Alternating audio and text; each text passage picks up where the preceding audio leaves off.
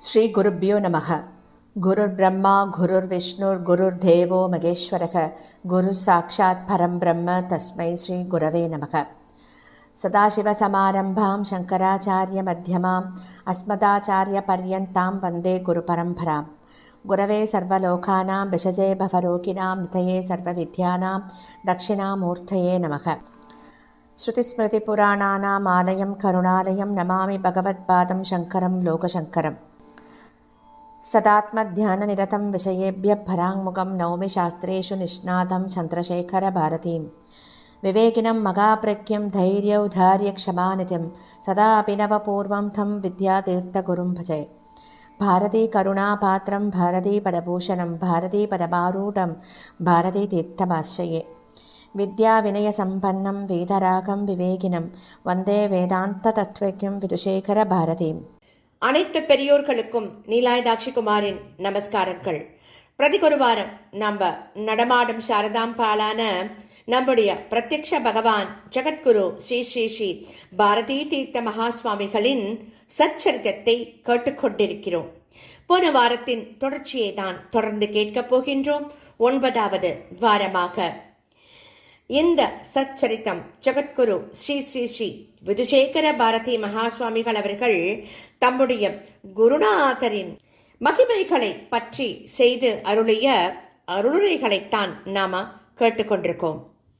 போன வாரம் அவர் நமக்கு சொன்னார் இல்லையா, குருநாதர் எவ்வாறு சாஸ்திரங்களில் ஈடு இணையற்ற பாண்டித்யத்துடன் திகழ்கிறார்களோ அதே போல சமஸ்கிருதம் முதலான அனைத்து மொழிகளிலும் சிறந்த பாண்டித்யம் உள்ளவர்களாக திகழ்கிறார்கள் அப்படின்னு சொன்னார். எங்கள் குருநாதர் மிக அழகானதும் பொருட்செறிவுள்ளதுமான அநேக சோத்திரங்களையும் கீர்த்தனைகளையும் சமஸ்கிருத மொழியில் கொடுத்திருக்கிறார்கள்னு சொல்றார். அவர்களுடைய சமஸ்கிருத அனுக்கிரக பாஷணமானது வித்வான்களும் வியக்கும் வண்ணம் சிறந்த இலக்கண செறிவுள்ள அநேக வாக்கியங்களை உள்ளடக்கியதாக விளங்குகின்றது அப்படின்னு நமக்கு சொல்றார். அது மட்டுமில்ல, அவர் சொல்றார், இதை கேட்கும் சமஸ்கிருத மொழி பெரியர்கள்லாம் அளவற்ற ஆனந்தத்தை அடைகிறார்கள் அப்படின்னு சொல்றார். ஒவ்வொரு சந்தர்ப்பத்திற்கும் ஏற்ப பற்பல சுவாரஸ்யமான ஸ்லோகங்களை குருநாதர் உதாகரிப்பார்னு சொல்றார். இப்படிப்பட்ட அந்த ஸ்லோகங்களை எல்லாம் நாம் குறிப்பிடுத்திக் கொள்ள வேண்டியவையாக இருக்கும் அப்படின்னு சொல்றார். இப்படித்தான் ஒரு சமயம் ஸ்ரீரங்க கஷேத்திரத்தில் யாத்திரை செய்த போது பகவான் ஸ்ரீ ரங்கநாதரை பற்றிய ஒரு ஸ்லோகத்தை உதாகரித்தார்னு சொல்றார். அது என்ன ஸ்லோகம் அப்படின்னா, ஸ்ரீரங்கே சோபதே யஸ்ய ஸ்ரீரங்கே சோபதே சயக நமோகம் கலையே தஸ்மை நமோகம் கலையே ததக அப்படின்னு உதாகரித்தார். அதாவது என்ன அர்த்தம் இந்த ஸ்லோகத்துக்குன்னா, எந்த பகவானின் ஷரீரத்தில் அதாவது வக்ஷஸ்தலத்தில் லக்ஷ்மி தேவி சோபிக்கிறாள், எந்த பகவான் ஸ்ரீரங்கம் என்ற பெயரை உடைய க்ஷேத்திரத்தில் சோபிக்கிறான், அந்த ஸ்ரீரங்கநாதனான பகவானுக்கு நான் நமஸ்காரங்களையே சமர்ப்பிக்கிறேன் அப்படின்னு சொல்றார். நமஸ்காரம் செய்த காரணத்தினால் சம்சாரத்திற்கு காரணமான அஞ்ஞானத்தை அடைய மாட்டேன். பகவானின் அனுக்கிரகத்தினால் சம்சாரத்திலிருந்து முக்தனாகி விடுவேன் அப்படின்னு அர்த்தம் இந்த ஸ்லோகத்திற்கு. இவ்வாறான பற்பல விஷயங்களை அந்த அந்த சந்தர்ப்பங்களில் எங்கள் குருநாதர் உபதேசம் பண்ணுவார்கள். எத்தனையோ புண்ணியம் பண்ணியவர்களுக்குத்தான் அந்த உபதேச அமிர்தத்தை பருகும் பாக்கியம் கிடைக்கிறது. இவ்வாறு எல்லா சாஸ்திரங்களின் தத்துவத்தை அறிந்தவரான குருநாதரிடத்தில் சாஸ்திரங்களில் மற்றும் மொழி இலக்கணங்களில் ஆழ்ந்த அகன்ற மற்றும் நுண்ணிய பாண்டித்யத்தை நாம் கண்டு மகிழலாம். அவர் அடுத்ததா தன்னுடைய குருநாதரை பத்தி என்ன சொல்ல போறார்னா, பரோபகார நிரதக. சத்குருவின் அடுத்த லட்சணமாக பரோபகார நிரதக அப்படிங்கிறது சொல்லப்பட்டிருக்கு. எப்போதும் பிறருக்கு உதவி செய்வதில் ஈடுபட்டுள்ளவர் அப்படிங்கிறது தான் இதன் அர்த்தம். சாஸ்திரத்தில் எது தர்மம் எது அதர்மம் என்கின்ற விஷயத்தில் பரோபகார புண்ணியாய பாபாய பரபீடனம் அப்படின்னு சொல்லப்பட்டிருக்கு. அதாவது பிறருக்கு உபகாரம் செய்தால் புண்ணியம் கிடைக்கிறது. ஆகையால் தான் இது தர்மம் அப்படின்னு சொல்லப்படுறது. பிறரை துன்புறுத்தினால் பாபம் ஏற்படுகிறது. அதனால்தான் அது அதர்மம் அப்படிங்கிறது சொல்லப்பட்டிருக்கு. இதுதான் சாஸ்திர வாக்கியத்தின் அர்த்தம். இந்த உதவியானது பல வகைப்படுகிறது. எவருக்கு எந்த வேளையில் எது மிகுந்த தேவையுள்ளதோ அவருக்கு அந்த வேளையில் அதை அளிப்பதுதான் உதவி என்று சொல்லப்படுகிறது. அவை பசியுடன் இருப்பவனுக்கு அன்னதானம், ஏழைகளுக்கு நிதி உதவி, மாணவ செல்வங்களுக்கு கல்வி அளித்தல் இவை போன்றவை. இந்த வகையான உபகாரங்கள் அனைத்தும் தர்மமே. மேலும் எந்த செயல்களால் பிறருக்கு துன்பம் ஏற்படுகிறதோ அவைகளை செய்வதே அபகாரம் என்று சொல்லப்படுகிறது. இதுதான் அதர்மம். குருநாதர் எப்போதும் பிறருக்கு உதவி செய்வதிலேயே ஈடுபட்டுள்ளார். குருநாதர் பரோபகாரம் செய்கிறார்கள் என்று சொல்வதில் குறை இருப்பதாக நாம் நினைக்கிறோம். ஏனெனில் குருநாதர் பிறருக்கு உபகாரம் செய்கிறார் என்று சொல்வதை காட்டிலும் பிறருக்கு அனுக்கிரகம் செய்கிறார் என்று சொல்வதுதான் ரொம்பவும் பொருத்தமாக இருக்கும். அனுக்கிரகத்திலேயே உபகாரமும் அடங்கி இருக்கு. பிரதிதினம் நம் நாட்டின் பல பகுதிகளில் இருந்தும் வெளிநாட்டிலிருந்தும் மக்கள் அதிக எண்ணிக்கையில் ஜெகத்குரு மகா சுவாமிகள் அவர்களின் தரிசனத்திற்காக வருகிறார்கள்.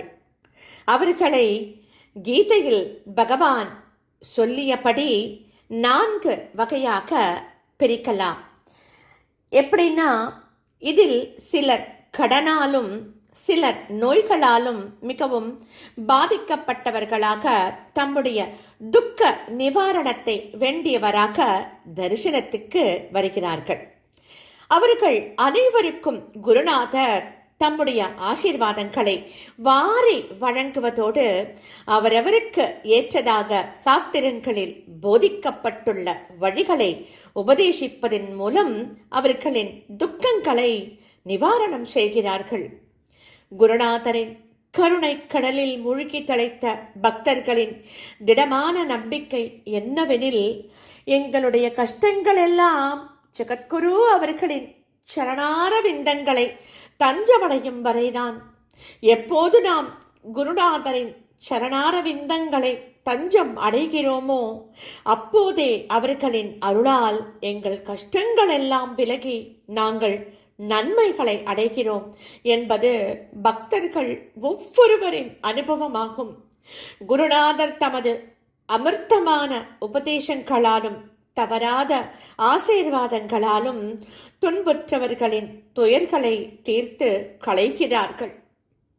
அது மட்டுமல்லாமல் தினம்தோறும் ஞான வேட்கை உள்ள பலர் குருநாதரின் தரிசனத்திற்காக வருகிறார்கள். சிலர் தர்மசாஸ்திர விஷயங்களிலும், சிலர் புராணங்களில் மற்றும் சிலர் வேதங்களிலும், சிலர் நியாய சாஸ்திரங்களிலும் மற்றும் பலர் வேதாந்த தத்துவம் குறித்தும் பற்பல சந்தேகங்களை சமர்ப்பித்து விடைகளுக்காக பிரார்த்தனை பண்ணுகிறார்கள்.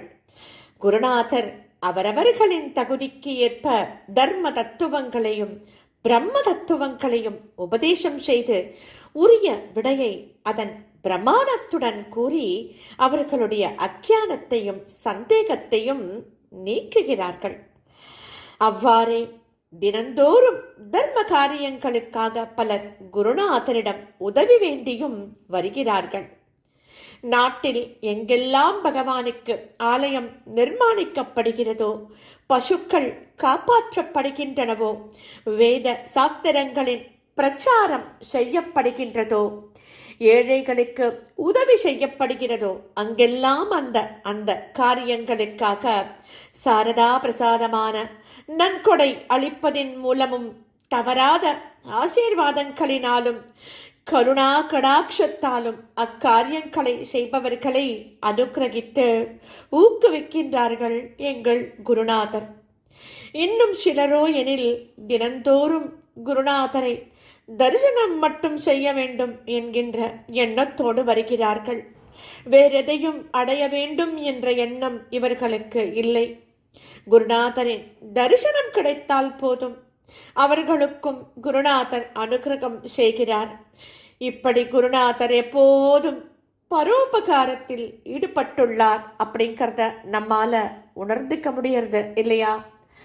அடுத்ததா அவர் தன் குருநாதரை பற்றி என்ன சொல்ல போறார் அப்படின்னா, ஜப பூஜாதி தத்பரக அப்படின்னு சொல்றார். சத்குருவின் அடுத்த லட்சணம் என்னவென்றால் ஜப பூஜாதி தத்பரக அப்படிங்கிறதாகும். ஜபம், பூஜை இவற்றில் ஈடுபட்டுள்ளவர் அப்படிங்கிறது தான் இதனுடைய அர்த்தம்.